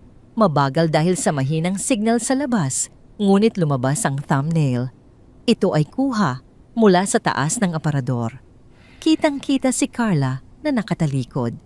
Pinindot ni Rosa ang play. Sa maliit at basag na screen ng kanyang telepono, napanood niya ang lahat. Narinig niya ang malinaw na boses ni Carla habang kausap si Paul. Narinig niya ang pag-amin tungkol sa lason. Narinig niya ang plano tungkol sa ampunan. At ang pinakamasakit, nakita niya kung paano pilit na pinainom ni Carla ng gamot si Leo habang tinatakpan ng ilong nito para mapilitang lumunok. Napahagulgol si Rosa. Hindi ito iyak ng pagkatalo, kundi iyak ng pasasalamat at nag-aalab na galit. Nahuli kita. Bulong niya hinihigpitan ng hawak sa telepono. Hawak ko na ang leeg mo, Carla. Tumayo siya. Ang lamig ay nawala na palitan ng init ng determinasyon. Kailangan niyang bumalik. Kailangan niyang ipakita ito kay Diego. Pero paano pinalayas na siya? Ang gate ay nakasarado at may security guard. Kung magpupumilit siyang pumasok, tatawag sila ng pulis at baka makulong pa siya bago niya maipakita ang video. At si Diego? Si Diego ay galit sa kanya. Hindi siya nito papakinggan. Kailangan niya ng tulong mula sa loob. Hinanap niya sa kanyang contacts ang numero ni Manang Lourdes. Nagring ito ng matagal. Bawat segundo ay parang oras. Sagutin niyo po, Manang Dasal ni Rosa. Hello, Rosa. Ang boses ni Lourdes ay mahina at takot. Manang, tulungan niyo po ako. Mabilis na sabi ni Rosa, hindi na nagpaligoy-ligoy. Nasa akin po ang ebidensya. May video ako kung paano nilalason ni Carla ang mga bata. Totoo po ang sinabi ko. Katahimikan sa kabilang linya. Pagkatapos isang mabigat na buntong hininga. Alam ko, iha. Nararamdaman ko. Kanina lang nakita kong tinatapon niya ang mga gatas ng bata sa lababo at pinapalitan ng tubig na may halong kung anong pulbos. Kailangan ko pong makapasok, Manang. Kailangan makita ito ni Senyor Diego. Hindi ka makakapasok sa main gate, babala ni Lourdes. Inutos ni Senyor na huwag kang papapasukin kahit anong mangyari. At may mangyayari bukas ng gabi. May maliit na salo-salo. Darating ang abogado at ilang partner sa negosyo. Pipirmahan na ni Senyor ang trust fund. Nanlaki ang mata ni Rosa. Bukas. Kapag napirmahan iyon, hawak na ni Carla ang pera. Kapag nakuha na niya ang pera, wala nang silbi ang mga bata sa kanya.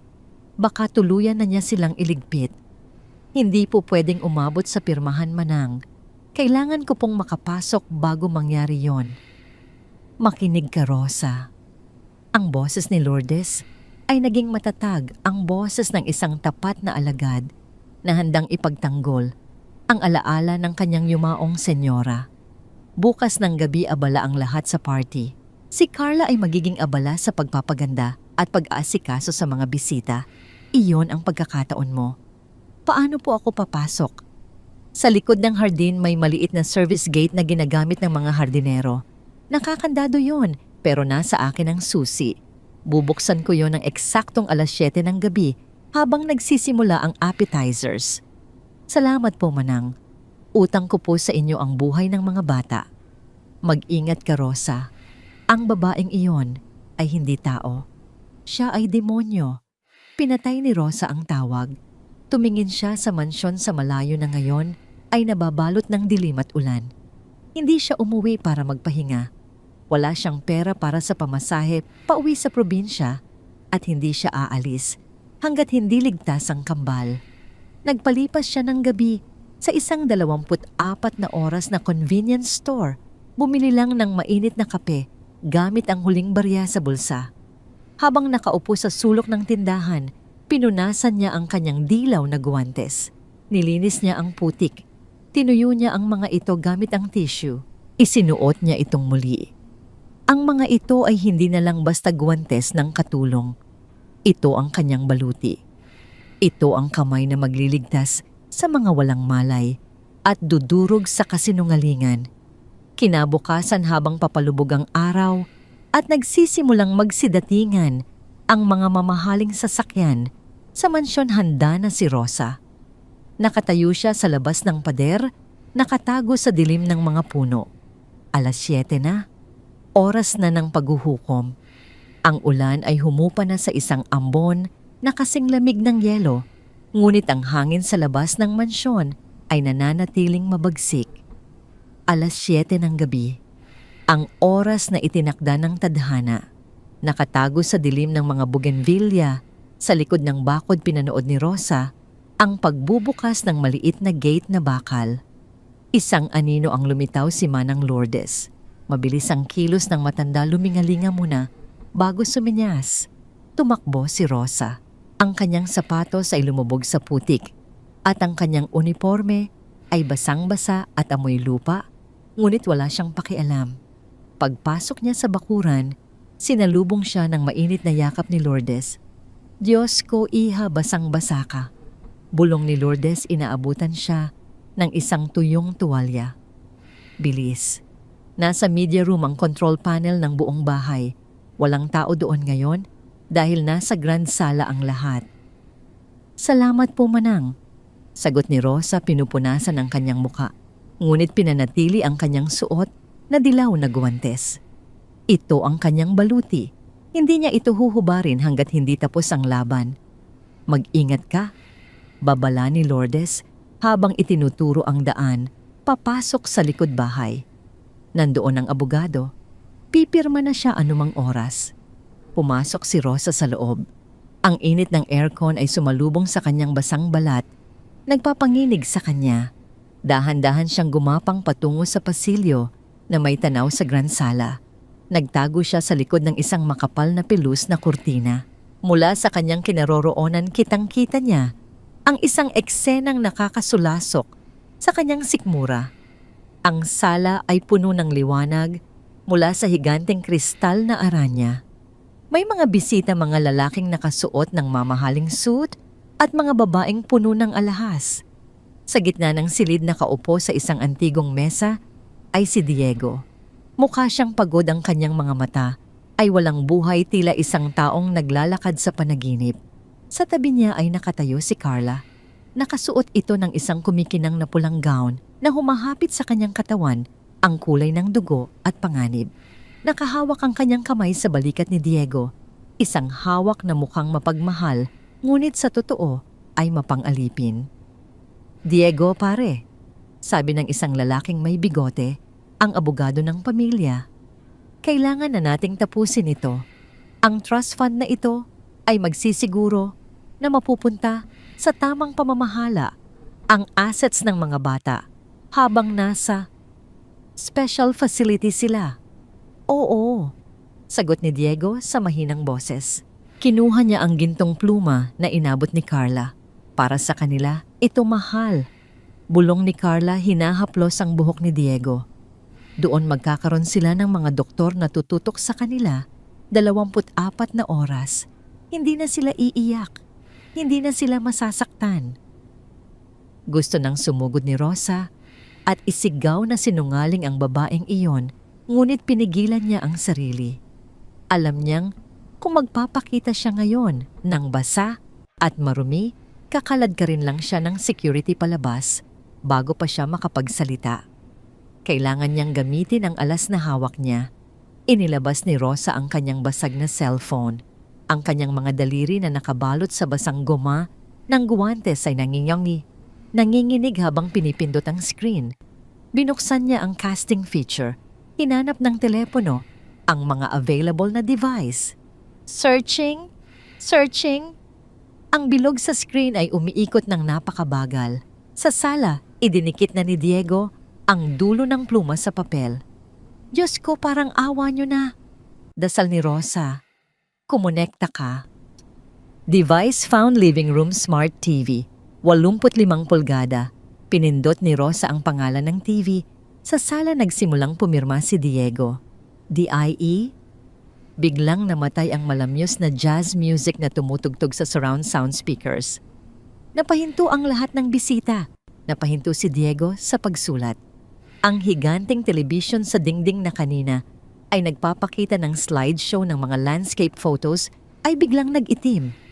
"Anong nangyari?" tanong ni Carla, tumitingin sa paligid. "Baka glitch lang sa internet. Ituloy mo na, mahal." Ngunit bago pa maibalik ni Diego ang pluma sa papel, ang itim na screen ay napalitan ng isang video. Hindi ito malinaw na 4K video. Ito ay magaspang kuha mula sa isang mataas na anggulo, tila mula sa mata ng isang laruan. Ngunit ang audio ay kristal at malinaw, pinalakas ng mamahaling sound system ng mansyon. "Sige, sumigaw kayo." Ang boses ni Carla ay dumagundong sa buong sala, nanggagaling sa bawat sulok, bawat speaker.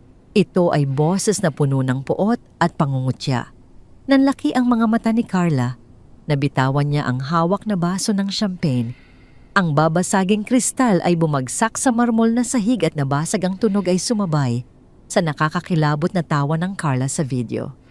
Sa screen kitang-kita ang Carla sa video, nakasuot ng bathrobe, hawak ang isang bote ng pills. Kitang-kita kung paano niya dinurog ang tableta gamit ang likod ng kutsara. Uminom pa kayo. Para tulog kayo hanggang bukas. Ayoko ng ingay ngayong gabi. Ang mga bisita ay napasinghap. Ang abogado ay napatakip ng bibig. Si Diego ay naging estatwa sa kanyang upuan.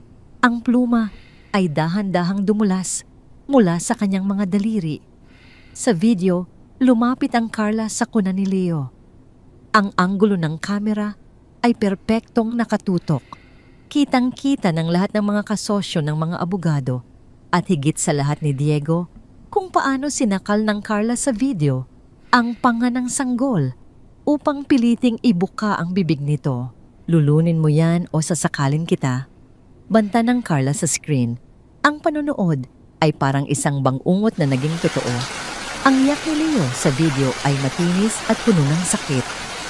Ang tunog ng pag-ubo at pagkabulunan ng bata ay pinalakas ng subwoofer na para bang ang sanggol ay nasa gitna mismo ng sala, humihingi ng tulong sa kanyang ama. Hindi, bulong ni Diego.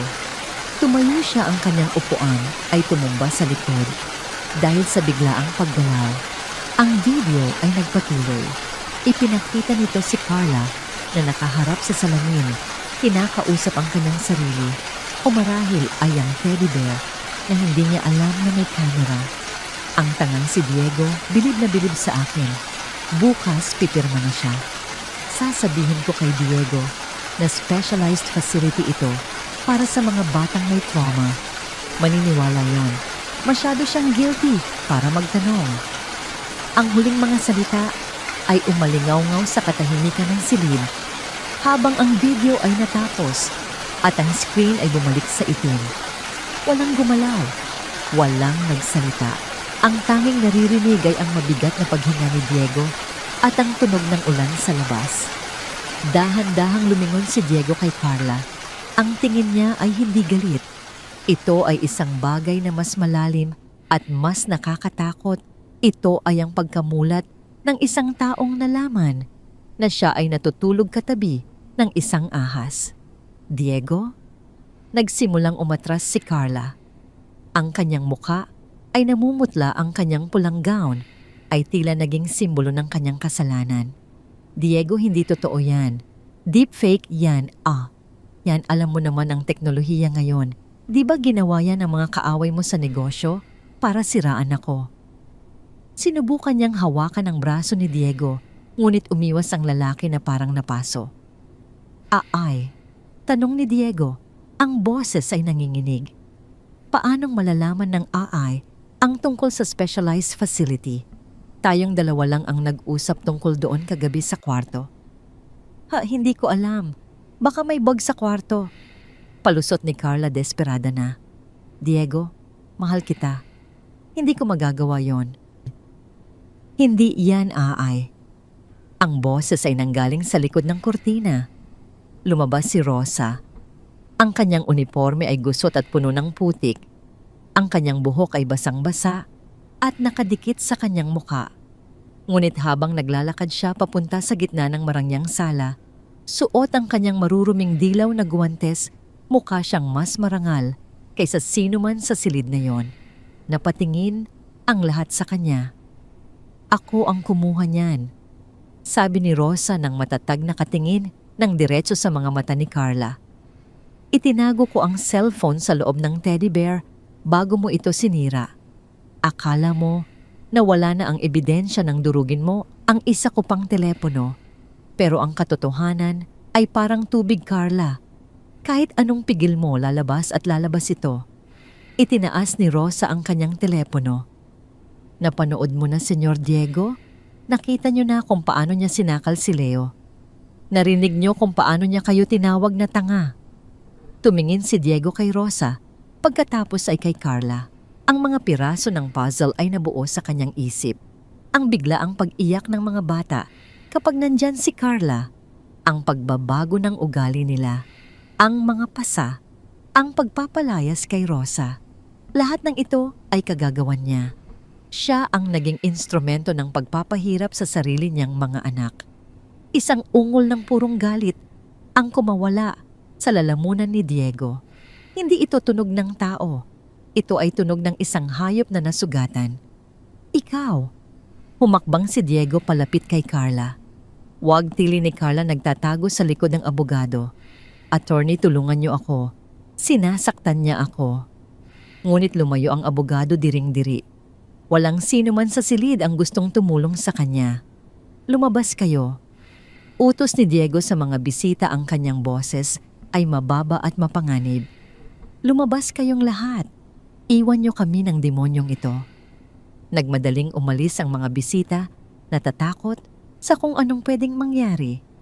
Naiwan si Diego, si Carla, si Rosa, at ang katotohanang sumabog sa gitna nila. Diego, pakinggan mo ako. Pagmamakaawa ni Carla lumuluhod sa sahig, hindi alintana ang mga bubog. Ginawa ko lang yon para sa atin, para magkaroon tayo ng oras. Mahal kita. Mahal. Tumawa si Diego nang mapakla ang luha ay dumadaloy sa kanyang pisngi. Puntahan mo ang mga anak ko. Tingnan mo kung anong ginawa ng pagmamahal mo sa kanila. Kinuha ni Diego ang pluma na gagamitin sana niya sa pagpirma. Sa isang mabilis na galaw, binali niya ito sa dalawa. Ang tinta ay tumalsik sa mukha ni Carla at sa kanyang pulang gown, nagmumukhang itim na dugo. Wala kang makukuha, sabi ni Diego.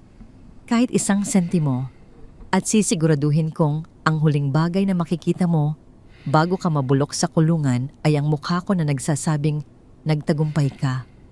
Nagtagumpay kang sirain ang buhay mo. Napahagulgol si Carla na pagtatanto na tapos na ang laro. Wala na ang maskara, wala na ang trust fund, wala na ang lahat. Tumingin si Diego kay Rosa.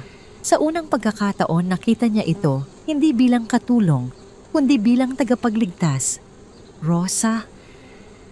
Ngunit bago pa makasagot si Rosa, biglang tumayo si Carla.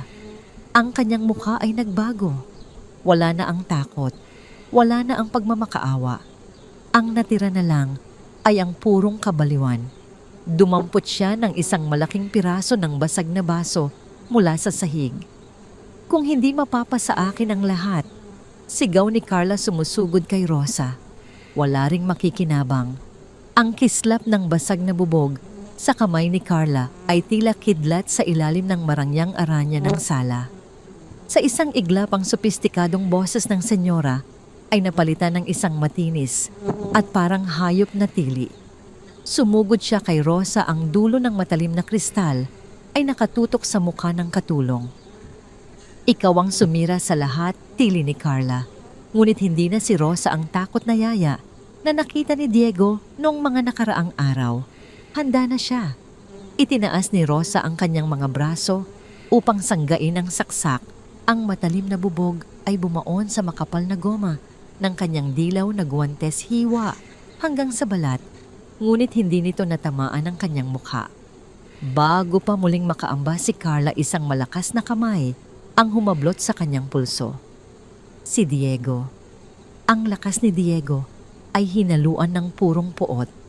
Inipit niya ang pulso ni Carla hanggang sa mabitawan nito ang bubog na lumikha ng isang matinis na tunog nang tumama sa marmol. Sa isang marahas na tulak, pinalayo ni Diego si Carla. Tumama ang likod ng babae sa matigas na gilid ng antigong mesa, dahilan upang mapaupo ito sa sahig sa gitna ng mga basag na kristal. Huwag mong susubukang hawakan siya. Ang boses ni Diego ay galing sa kailaliman ng kanyang lalamunan, mababa, ngunit yayanig sa buong pundasyon ng bahay. Huwag mong susubukang dambalin ang babaeng nagligtas sa mga anak ko mula sa kamay ng isang katulad mo. Napaupo si Carla sa gitna ng mga basag na kristal. Ang kanyang marangyang gown ay may mantsana ng tinta at dumi. Ang kanyang mukha ay hindi na makikilala, ang maskara ng kagandahan ay tuluyang natunaw, nagiiwan ng isang anyo na puno ng pait at kabaliwan. "Diego, pakinggan mo ako." Sigaw ni Carla pilit, na gumagapang palapit kahit na ang mga bubog ay bumabaon sa kanyang mga tuhod. "Ginawa ko lang yon dahil kailangan natin ng katahimikan para maging maayos ang pagsasama nating dalawa. Ang mga batang yan, palagi silang nakaharang. Palagi nilang kinukuha ang atensyon mo." Isang malakas na sampal ang tumigil sa kanyang mga salita. Hindi si Diego ang sumampal sa kanya, kundi ang sarili niyang konsensya na ipinamukha ni Diego sa kanya sa pamamagitan ng isang tingin na puno ng diring-diri. "Ang mga batang sinasabi mong nakaharang ay ang aking buhay," sabi ni Diego. Ang boses ay nanginginig sa matinding emosyon. "At ang katahimikang gusto mo ay katahimikan ng libingan para sa kanila." Sa sandaling iyon, ang asul at pulang ilaw ng mga sasakyan ng pulis ay nagsimulang sumilip sa malalaking bintana ng mansyon, nagbibigay ng isang nakakatakot na kulay sa paligid. Ang matinis na tunog ng sirena ay tumigil sa labas at ilang sandali pa ay narinig ang malalakas na yabag ng mga bota sa marmol na sahig ng pasilyo. Pumasok ang mga opisyal ng pulis, kasunod si Manang Lourdes na may luha sa mga mata. Itinuro ni Lourdes ang video na tumitigil pa rin sa higanting screen. "Iyan ang ebidensya," sabi ni Diego sa mga pulis habang hindi inaalis ang tingin kay Carla.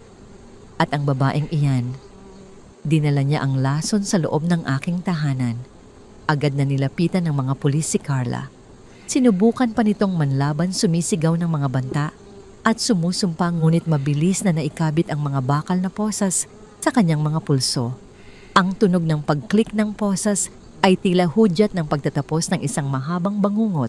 Habang kinakaladkad si Carla palabas, lumingon siya kay Rosa nang may huling hirit ng puot. "Hindi pa ito tapos, katulong. Mabubulok ka rin sa hirap." Hindi sumagot si Rosa. Nanatili siyang nakatayo, bagamat ang kanyang mga tuhod ay nanginginig na sa tindi ng adrenaline at pagod. Nang tuluyang mawala ang anino ni Carla sa pinto, ang sala ay nabalot ng isang mabigat na katahimikan. Dahan-dahang humarap si Diego kay Rosa. Ang matikas na lalaki, ang bilyonaryong walang kinatatakutan, ay tila naging isang maliit na bata sa harap ng kanyang katulong. Nakita ni Diego ang hiwa sa braso ni Rosa, ang dumi sa kanyang uniforme, at ang sugat sa kanyang puso na siya mismo ang may gawa. Sa gitna ng wasak na sala, sa harap ni Manang Lourdes at ng mga natitirang tauhan ng bahay, ginawa ni Diego ang isang bagay na hindi inakala ng sinuman. Lumuhod siya. Bumagsak ang mga tuhod ni Diego sa marmol sa tabi ng mga basag na kristal. Yumuko siya, ang kanyang noo ay halos sumayad sa maruming sapatos ni Rosa. "Rosa, patawarin mo ako," hikbi ni Diego.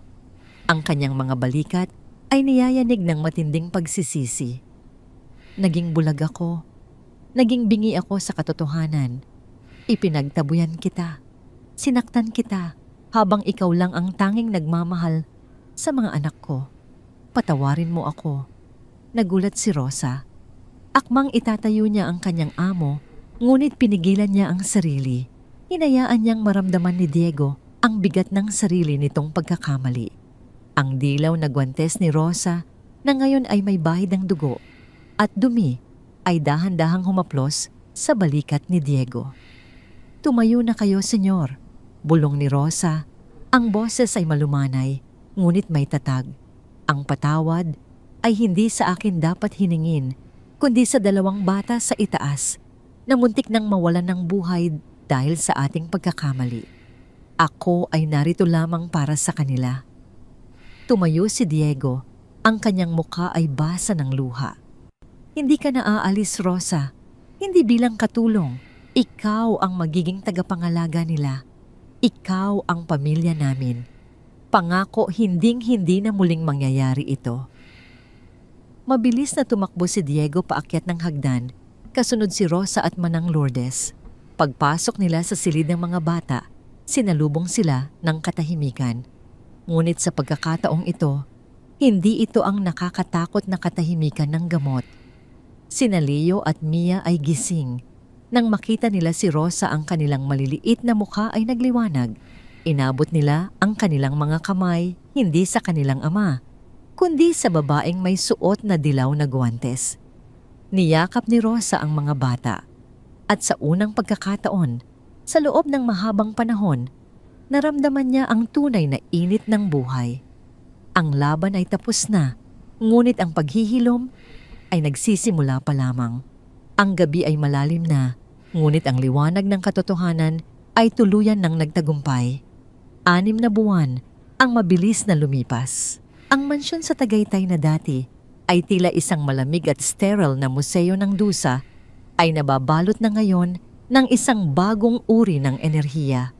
Ang sikat ng araw ay malayang nakakapasok sa malalaking bintana at ang amoy ng luma at mamahaling pabango ni Carla ay tuluyan ng napalitan ng halimuyak ng sariwang bulaklak at amoy ng bagong lulutong pagkain ni Manang Lourdes. Sa loob ng kanyang pribadong opisina, nakaupo si Diego habang nakatitig sa isang huling dokumento. Hindi ito tungkol sa negosyo. Ito ay ang pinal na ulat mula sa korte. Si Carla Valdez ay hinatulan ng 25 taon na pagkakakulong ng walang pagkakataon para sa parol. Ang kanyang mga kaso mula sa pagpapakain ng lason sa mga sanggol, tangkang pagnanakaw hanggang sa pananakit sa kapwa ay naging mitya ng kanyang tuluyang pagbagsak. Kahit ang kanyang amang abogado ay tinalikuran siya dahil sa tindi ng kahihiyang idinulot niya sa kanilang pangalan. Binitawan ni Diego ang papel at huminga ng malalim. Ang bigat sa kanyang dibdib na tila isang malaking bato noong nakaraang mga buwan ay unti-unti nang naglalaho. Tumayo siya at naglakad patungo sa silid ng mga bata. Bago pa man siya makapasok, narinig na niya ang tunog na mas masarap pa sa anumang kanta sa mundo, ang malakas at malusog na halakhak ng 2 bata. Dahan-dahan niyang itinulak ang pinto. Ang silid ay puno ng mga kulay. Ang dating kulay abong pader na pinili ni Carla ay napalitan na ng mainit na kulay beige at mga guhit ng mga ulap. Sa gitna ng malambot na alpombra, nakaupo si Rosa. Suot pa rin niya ang kanyang simpleng uniforme at sa kanyang mga kamay ay ang maningning na dilaw na guwantes na goma. Sina Leo at Mia na ngayon ay masigla at may mapupulang pisngi ay pilit na inaabot ang mga daliri ni Rosa na nakasuot ng guwantes. Tuwing igagalaw ni Rosa ang kanyang mga kamay, tumatawa ang kambal, tila naaaliw sa matingkad na kulay nito. Ang dilaw na guwantes na yan, bulong ni Diego habang nakasandal sa hamba ng pinto. Iyan ang naging liwanag nila sa dilim. Napalingon si Rosa at agad na tumayo ng may ngiti. Senyor Diego, kanina pa po kayo dyan. Kakatapos lang po nilang kumain ng lugaw. Napakabuti na po ng kanilang gana. Lumapit si Diego at naupo sa tabi nila sa sahig. Hinawakan niya ang maliit na kamay ni Mia. Wala na ang panginginig, wala na ang pamumutla. Ang mga mata ng mga bata ay malinaw at puno ng buhay. Rosa. Sabi ni Diego, ang boses ay puno ng katapatan. Mayroon akong inihandang papeles sa opisina. Hindi ito kontrata para sa trabaho. Ito ay isang trust fund para sa'yo at isang dokumento na nagtatalaga sa'yo bilang legal na tagapangalaga ni Leo at Mia kasama ko. Kung may mangyari man sa akin, ikaw ang magiging ina nila sa mata ng batas. Natigilan si Rosa. Senyor, hindi ko po kailangan ng pera o ng titulo. Masaya na po ako na nakikita silang lumalaki ng maayos.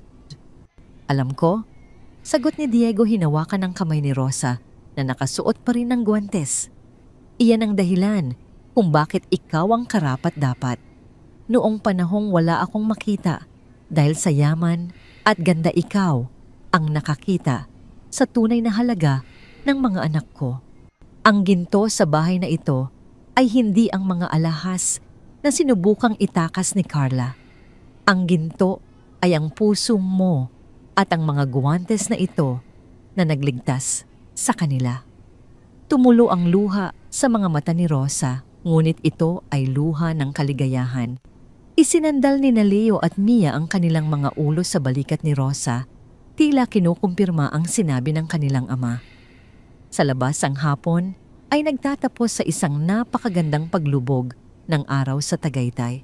Ang langit ay kulay kahel at lila, tila isang painting na nagbibigay ng basbas sa isang pamilyang nabuo, hindi sa dugo, kundi sa sakripisyo at wagas na pagmamahal. Habang lumalalim ang gabi, ang mansyon ay binalot ng isang katahimikan, ngunit hindi na ito ang nakakatakot na katahimikan ng dati. Ito ay ang katahimikan ng kapayapaan. Sa silid ng mga bata, nakatulog na ang kambal habang nakahawak sa mga daliri ni Rosa. Lumapit si Diego sa bintana at tumingin sa malayo. Alam niyang hindi magiging madali ang lahat at ang mga sugat ng nakaraan ay maaaring mag-iwan ng peklat. Ngunit habang nasa tabi niya ang babaeng may dilaw na guwantes, alam niyang ligtas ang kanyang mga anak. Ang kwento ni Diego Rosa at ng kambal ay isang paalala na ang tunay na demonyo ay madalas na nagtatago sa ilalim ng magagandang mukha at matatamis na salita. Ngunit ang tunay na anghel ay matatagpuan sa pinakapayak na anyo, suot ang asul na uniforme, may gasgas na mga palad at may dalang pag-ibig na walang hinihintay na kapalit. Sa huling pagkakataon ng gabing iyon, tiningnan ni Diego ang kanyang mga anak na mahimbing na natutulog. Ngumiti siya, huminga ng malalim at sa wakas, dinalaw na rin siya ng antok na walang halong takot. Ang bagyo ay lumipas na. Ang bukas ay puno na ng liwanag.